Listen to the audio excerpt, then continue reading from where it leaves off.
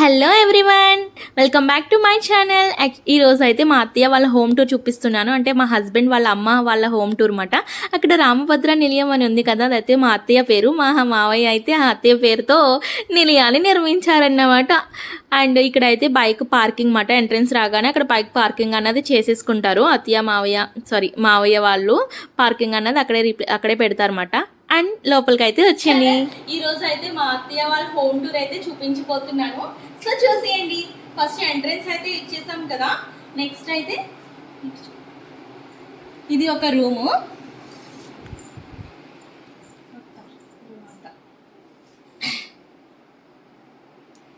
ఇదంతా ఒక room. Actually మా మావయ్య వాళ్ళది అయితే బట్టల షాప్ కాబట్టి కొంచెం ఈ రూమ్ ని కొంచెం స్టోర్ రూమ్ కింద యూజ్ చేస్తారన్నమాట.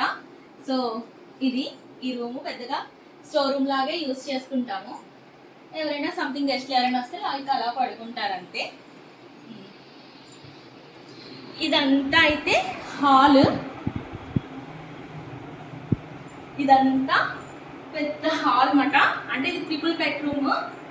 ఇదంతా హాల్ వచ్చేస్తుంది. అండ్ ఇక్కడ వచ్చి సోఫాలో ఇక్కడైతే వర్క్ చేసుకోవచ్చు. ఇక్కడ మా మళ్ళీ అయితే ఇక్కడే కూర్చొని వర్క్ చేసుకుంటారు. అండ్ ఇదైతే కబర్డ్స్ అండి. అండ్ ఇదైతే ఇంకొక రూమ్ మాట.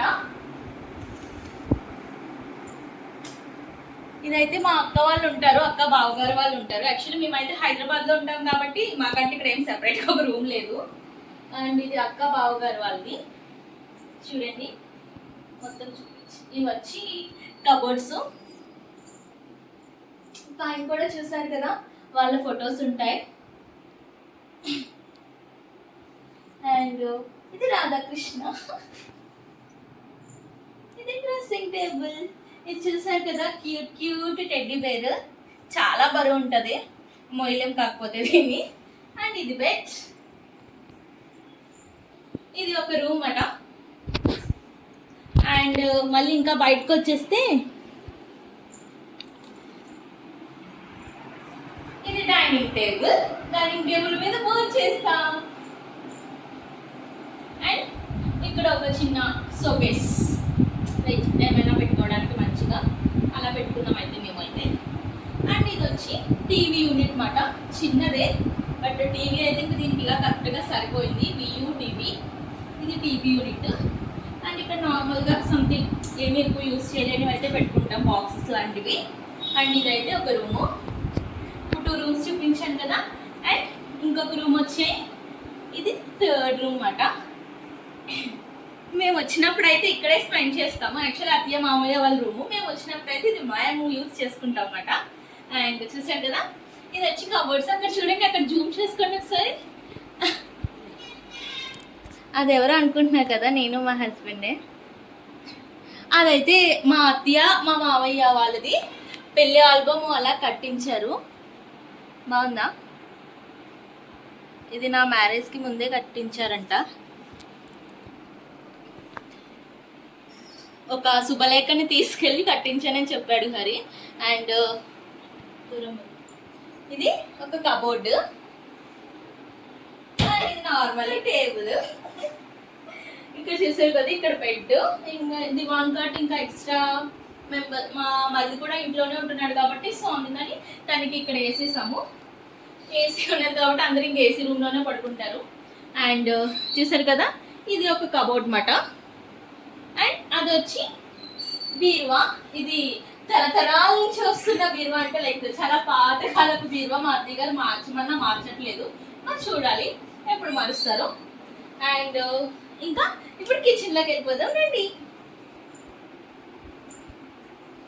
కిచెన్కి ముందు ఇది దేవుడి రూము.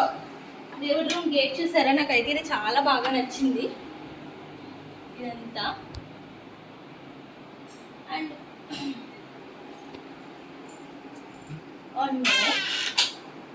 ఇది దేవుడి రూమ్ అట.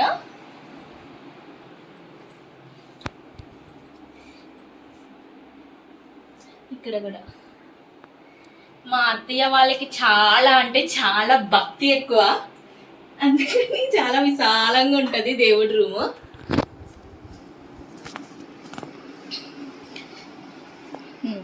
ఇదైతే దేవుడి రూము. ఇప్పుడైతే ఓపెన్ కిచెన్ టైప్ అన్నమాట, ఇంకేమి సపరేట్గా డోరు అలాగేమి కాదు. అండ్ ఇది వచ్చినప్పటికీ కిచెన్. ఇవైతే కబోర్డ్స్, అన్నిటికీ ఇంక ఈ కబోర్డ్స్ అయితే పెట్టేశారు. ఇవన్నీ కబోర్డ్స్. అండ్ ఇక్కడ ఏముంటాయి ఇంకా యాజ్ యూజువల్గా మిక్సీ అవన్నీ. అండ్ ఇది మాడ్యులర్ కిచెన్ కాదు, నార్మల్ కిచెనే. అంటే ఇప్పటికి 5 years అయింది ఈ హౌస్ కట్టి, అప్పటికి ఇంకా మాడ్యులర్ కిచెన్ ఏమీ పెట్టుకోలేదంట. మరి చూడాలి ఫ్యూచర్లో. అండ్ ఇది గ్యాస్ అండ్ నార్మలీ. అండ్ ఇదైతే ఫ్రిడ్జ్. ఇది కూడా మార్చమంటే మార్చట్లేదు మా అత్తయ్య గారు. సో చూడాలి మరి ఎప్పుడు మారుస్తారు ఈ పాత వస్తువులన్నీ. అండ్ ఇంకొక కిచెన్ నుంచి మనం డైరెక్ట్గా బయటకు వెళ్ళిపోతే ఇక్కడ లైక్ వాషింగ్ మిషన్ అవన్నీ ఇక్కడ. అండ్ ఇక్కడ ఒక వాష్రూమ్ ఉంది. అండ్